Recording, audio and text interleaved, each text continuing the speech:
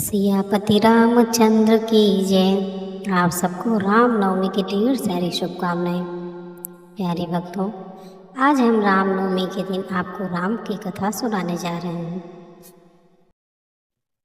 जगत के पालनकर्ता श्री विष्णु भगवान ने अपने 7वें अवतार मर्यादा पुरुषोत्तम श्री रामचंद्र के रूप में अनेक अविश्वसनीय और अद्भुत लीलाएं रची और अंत में प्रभु ने त्रिलोक विजेता अहंकारी रावण का संहार कर बुराई पर अच्छाई का महाविजय प्राप्त की। भगवान श्री राम जी ने जन्म दिवस को ये चैत्र मास के शुक्ल पक्ष की नवमी तिथि के दिन हर साल रामनवमी के रूप में बहुत उत्साह के साथ मनाया जाता है।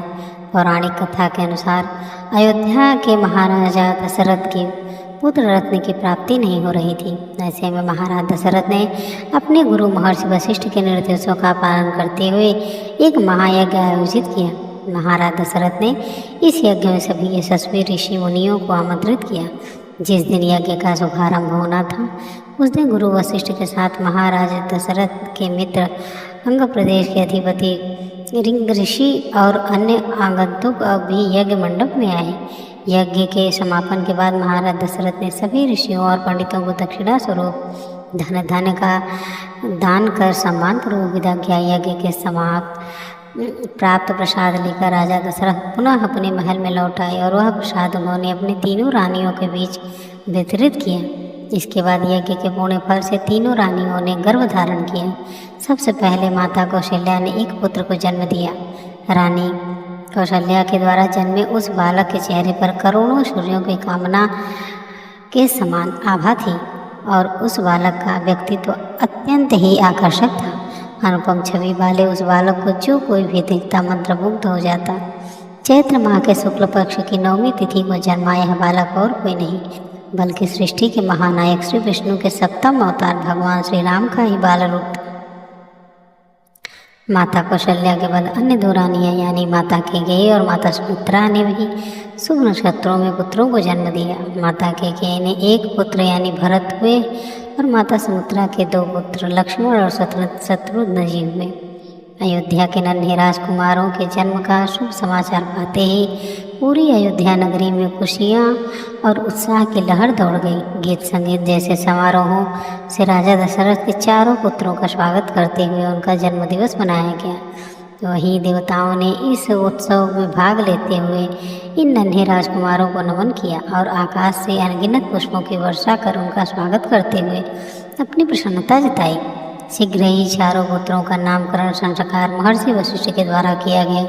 फिर उनके नाम श्री रामचंद्र, भरत, लक्ष्मण और शत्रुघ्न रखे गए। महादेव भगवान श्री राम को अपना आराध्य मानते हैं और जब भगवान शिव को पता चला कि श्री राम अवतार हो चुका है तब वह प्रभु श्री राम के पाल रूप के दर्शन करने के लिए काकभुजुंडी जी के साथ मनुष्य का रूप धारण करके अयोध्या जाते हैं। जिस समय भगवान श्री राम का जन्म हुआ तो चारों ओर उत्सव मनाया जा रहा था। भगवान शिव भी भगवान श्री राम के बाल रूप का दर्शन करने के लिए गए थे। वही कथा इस समय भगवान शिव देवी पार्वती को सुना रहे थे। भगवान शिव देवी पार्वती से कहते हैं, हे पार्वती, जिस समय भगवान का अवतरण हुआ था उस समय मुझसे रहा नहीं गया। मैं अपने मन को रोक नहीं पाया और तुरंत अवधपुरी पहुंच गया। मेरी चोरी यह थी कि मैंने आपको नहीं बताया। भगवान यह कहना चाहते हैं कि जब भगवान का बुलावा आए तो किसी का इंतज़ार मत करना। और उन्होंने एक मनुष्य का रूप धारण कर लिया। भगवान शिव की यह बात सुनकर देवी पार्वती बोली कि प्रभु, आप तो महादेव हो, आप मनुष्य बनकर क्यों गए? तब भगवान शिव बोले कि देवी, जब महादेव के देव ही मनुष्य बनकर आ सकते हैं तो मैं मनुष्य ना बनूं? यह कैसे हो सकता है? जैसे ही मैं अयोध्या पहुंचा वहां पर बहुत भारी भीड़ लगी हुई थी। मैंने उस भीड़ को पार करके आगे जाने की राम जी के दर्शन करने की कोशिश की लेकिन जा नहीं पाया। तब मैंने थोड़ी और ताकत लगाई और थोड़ा थोड़ा भीड़ को धक्का दिया। तो जैसे ही मैंने भीड़ को धक्का दिया अंदर से एक ऐसा धक्का आया कि मैं दूर जाकर मंदिर के एक शिवलिंग के पास टकरा कर गिर आया। भोलेनाथ बोले, ये लो, हो गए दर्शन। राम के तो हुए नहीं, मेरे खुद के ही दर्शन हो गए। तब भोलेनाथ कहते हैं कि मैंने सोचा कि इतनी भारी भीड़ में अब रामलला के दर्शन कैसे हों। तब भोलेनाथ को याद आया कि मेरा एक चेला वो दिखाई नहीं दे रहा। और वो चेला है कागभुसुंडी जी महाराज।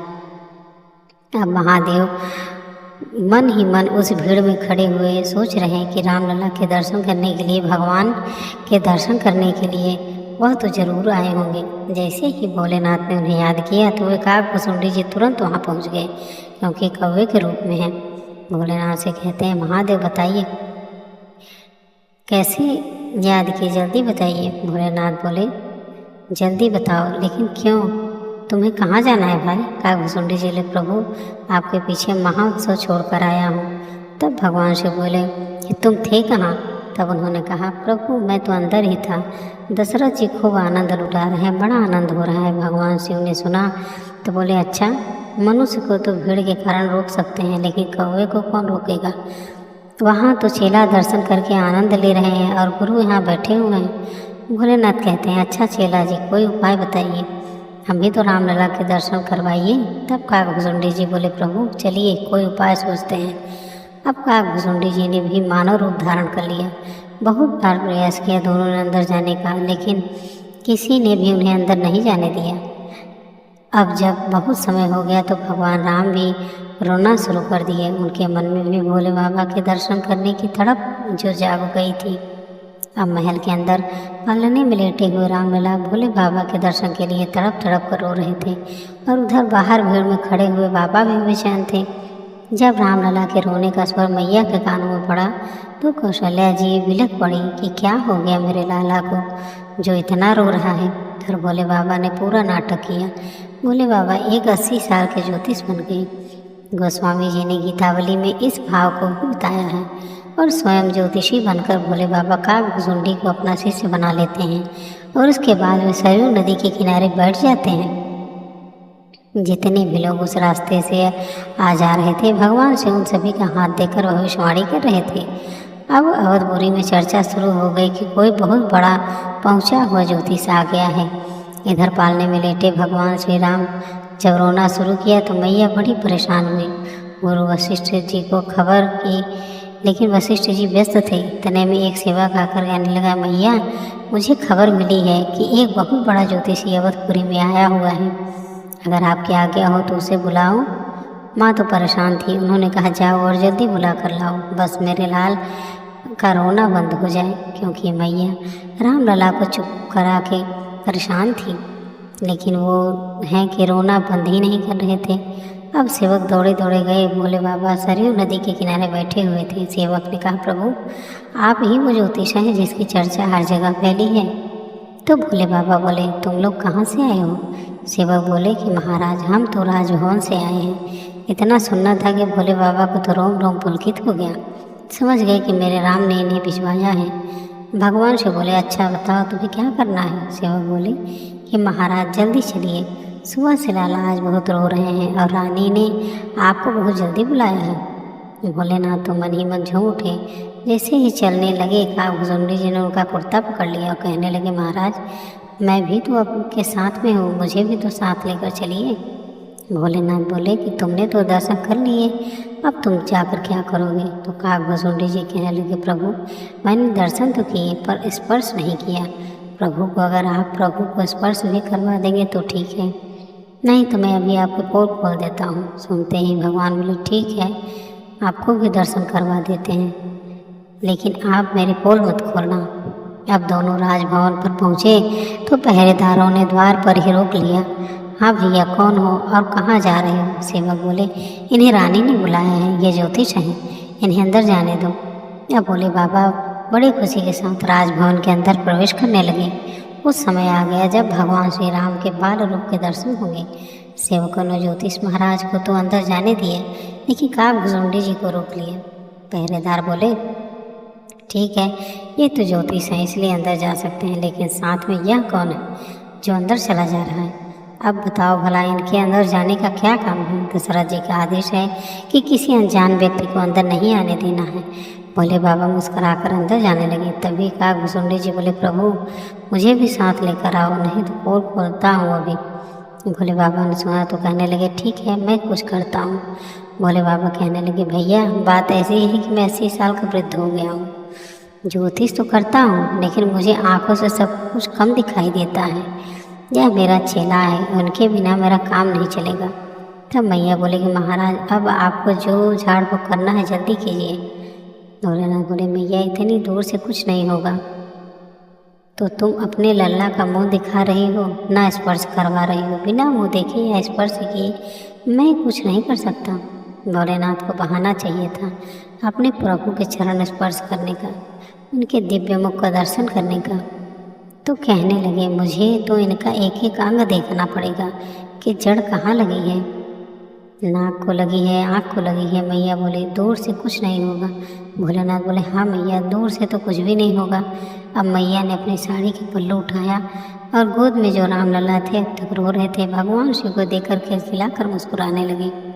मैया बोली महाराज आप तो कमाल के ब्राह्मण हो, आपने तो सिर्फ लाला को देखा ही है और लाला रोना बंद कर दिया। तब भगवान शिव ज्योतिषी रूप में बोले मैया अभी तो बस नज़र पड़ी है और रोना बंद हो गया। अगर तुम अपनी लल्ला को मेरी गोदी में दे दोगी तो हमेशा के लिए आनंद ही आनंद आ जाएगा। सुनते ही मैया ने तुरंत ही राम लला को भगवान भोलेनाथ की गोदी में दे दिया। जैसे ही भगवान शिव की गोदी में आए मानो साक्षात शिव जी और श्री राम जी का मिलन हो गया हो। भगवान शिव की आंखों में से प्रेम के आंसू बहने लगे। अब तक जिस बाल छवि का वे मन में दर्शन करते थे आज साक्षात दर्शन कर लिए। भोलेनाथ उनके कभी हाथ पकड़ते तो कभी गाल छूते हैं, कभी रामलला का माथा सहलाते हैं। भगवान श्री राम भी टुकुर टुकुर अपनी आंखों से शिव जी को निहार रहे थे। जब थोड़ी देर हो गई तो काकभुसुंडी जी ने पीछे से फिर कुर्ता पकड़ लिया और भोलेनाथ से कहने लगे प्रभु हमारा हिस्सा भी तो दीजिए, आपने तो खूब आनंद कर लिया, अब मुझे भी तो कृपा कर दीजिए। अब भगवान शिव राम लला को काकभुसुंडी की गोद में देने लगे तो मैया ने रोक दिया, इनकी गोदी में लल्ला को क्यों दे रहे हो। भगवान शिव बोले मैया मैं बूढ़ा हो गया हूँ और यह मेरा चेला है, यह लल्ला का हाथ देखेंगे तो फिर मैं भविष्य बताऊँगा। काकभुसुंडी जी की गोद में रामलला विराजमान है। अब काकभुसुंडी भी भगवान के दर्शन कर पा रहे हैं, उन्हें स्पर्श कर पा रहे हैं और भोलेनाथ भगवान का सारा भविष्य बता दिया, सब कुछ बता दिया कि आपके लल्ला कोई साधारण लल्ला नहीं है, आपके लल्ला का इस संसार में बहुत नाम होगा और आपके लल्ला के नाम से ही लोग भवसागर तर जाएंगे। ज्योतिष महाराज की आवाज़ सुनकर मैया बोली यह सब तो ठीक है, पर बताओ कि मेरे लल्ला की शादी कब होगी। भोलेनाथ बोले मैया इतना बता सकते हैं कि आगे चलकर आप थोड़ा ध्यान रखना, एक बूढ़े बाबा आपके लल्ला को आपसे मांगने के लिए आएंगे, तब तुम तुरंत उन्हें मत दिलवा देना, मना करवाना, क्योंकि आपके लल्ला उनके साथ चले जाएंगे तो वहाँ से बहू लेकर ही आएंगी। तो शल्या जी बोली महाराज अब चिंता मत करो, अब तक बात मेरे दिमाग में बैठ गई है, मैं इसे हमेशा याद रखूँगी। इस प्रकार भोले बाबा ने मैया कौशल्या को सब कुछ बता दिया।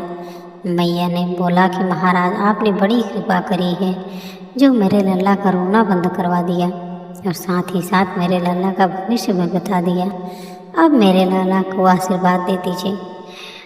अब तो भगवान शिव ने राम लला को खूब आशीर्वाद दिया, हे राम आप जुग जुग जियो, सबको आनंदित करो। इस प्रकार से भोलेनाथ बड़ी मस्ती में श्री राम जी का आशीर्वाद देकर अपने धाम पधार गए।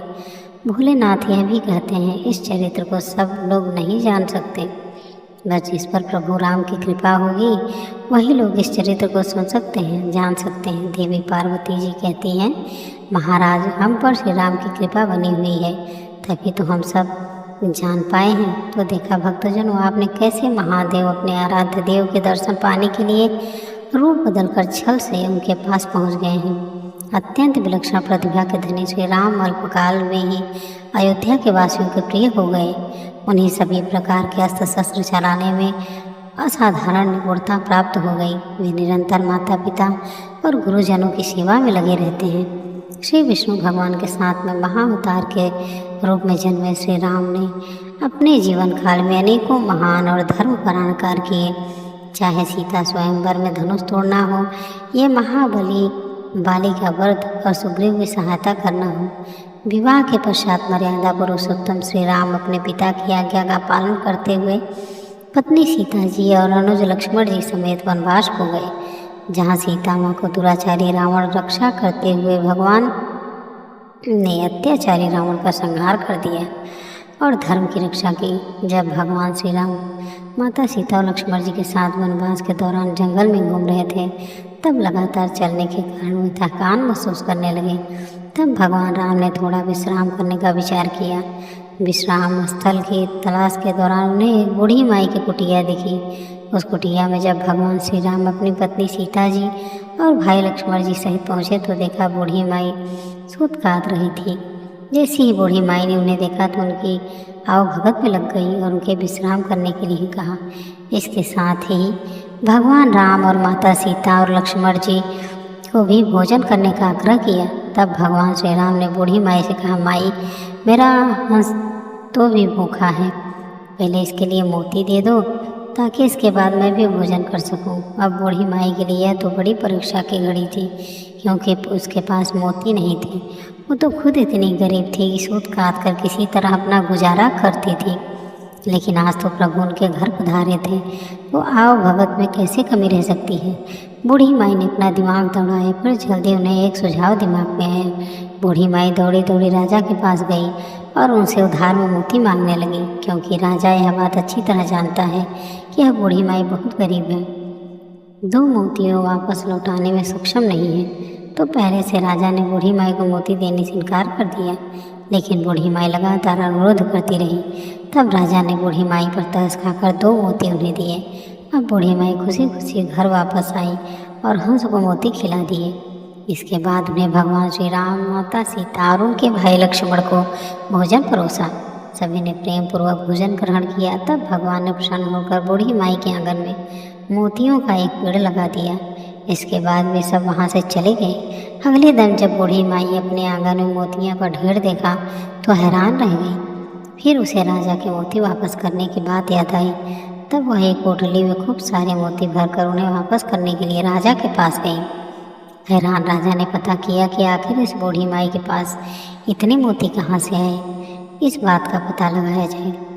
जब राजा को पता चला कि बूढ़ी माई के आंगन में एक पेड़ है और उससे यह मोती झड़ते हैं, इस बात तो राजा ने सोचा कि ऐसा बहुमूल्य पेड़ तो उसके राजमहल में होना चाहिए। तब उसने बूढ़ी माई के आंगन से उखड़वा कर वह मोतियों का पेड़ अपने राजमहल के आंगन में लगवा लिया। लेकिन राजा के आंगन में लगते ही उस पेड़ पर तो कांटे उगाए और फिर अगले ही दिन उस पेड़ का एक कांटा रानी के पैर में चुभ गया। रानी परेशान होकर इधर उधर भटकने लगी। अब तो राजा परेशान हो गया। फिर राजा ने उस पेड़ को सम्मान से बूढ़ी माई के आंगन में वापस लगवा दिया। फिर तो प्रभु श्री राम की कृपा से उस पेड़ पे फिर से मोती लगने लगे। अब जब भी पेड़ से मोती गिरते तो बूढ़ी माई उठाकर भगवान के प्रसाद के रूप में सभी में बांट देती थी।